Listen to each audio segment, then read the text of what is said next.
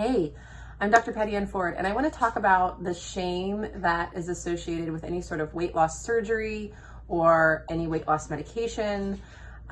If you are navigating weight loss surgery or if you're engaging in weight loss medication, I do want to commend you that you're trying. You're trying something that can navigate your health in a really profound way. You're using outside sources, you're using hopefully a community of support that is going to change the shape of your body, potentially. Please, as a reminder, the shifting of your body does not shift your mind, does not shift your soul, does not shift your heart.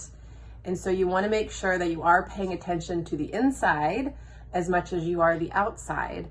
And if you're receiving shame, meaning someone's making you feel bad or guilty or, embarrassed for what you're doing, choose a different room. Choose a different room, and you want to find a room that really supports you and supports your efforts in weight management, in your health.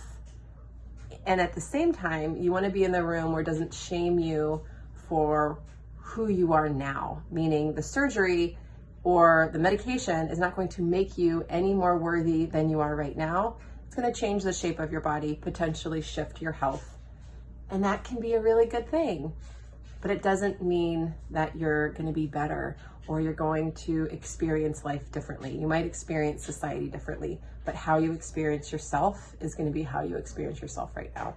So when you're doing any sort of weight loss or weight gain or anything navigating the outside, make sure you work on the inside and really, really pay attention to the messages of shame that are given from you, from the inside, or given to you from the outside.